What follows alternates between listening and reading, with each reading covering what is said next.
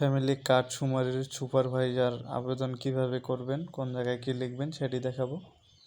ভিডিওটি শেষ পর্যন্ত দেখুন। তো এখান থেকে আমরা প্রথম লাইনে লিখব ক নম্বরে সুপারভাইজার, পদ ও তথ্য হচ্ছে সুপারভাইজারের আবেদন। দেন এখান থেকে শুমারি বিভাগ, জেলা, উপজেলা দিয়ে দিব।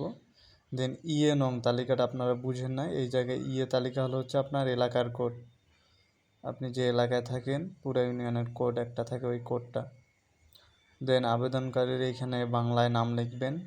দেন এখানে স্বামী থাকলে স্বামী, পিতা থাকলে পিতার নাম লিখবেন। দেন এখান থেকে এনআইডি নম্বর দিবেন, এখান থেকে জন্ম তারিখ দিবেন, এখান থেকে মোবাইল নম্বর দিবেন। এনআইডি কার্ডের পিছন থেকে এখানে স্থায়ী ঠিকানাটা দিয়ে দিবেন। এখানে সর্বোচ্চ শিক্ষাগত যোগ্যতা আপনি দিয়ে দিবেন। বর্তমান পেশায় কী করেন সেটি দিয়ে দিবেন। দেন এখান থেকে আগে কি সুপারভাইজারি কোনো অভিজ্ঞতা থাকলে এখানে হ্যাঁ দিয়ে দিবেন।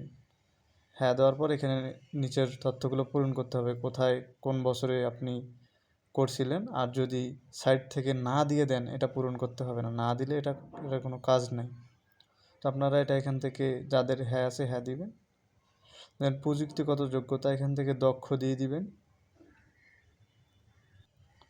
দেন নিচে স্ক্রল করে আমরা এখানে দেখব যে অ্যাপ্লিকেশনের ব্যবহারের দক্ষ দিয়ে দিবেন, এখানেও দক্ষ দিয়ে দিবেন। দেন এখানে যে দক্ষতার ক্ষেত্রে আপনাকে এই সমস্যাগুলো সলভ করতে হবে। আপনি যখন ম্যানেজারি পোস্টে থাকবেন এই সমস্যাগুলো আপনাকে সলভ করতে হবে। দেন এখান থেকে অঙ্গীকারনামা, এটাতে আসলে আপনাদের কোনো ঘোষণা দিয়ে দিয়েছে, এখানে কোনো কাজ নাই।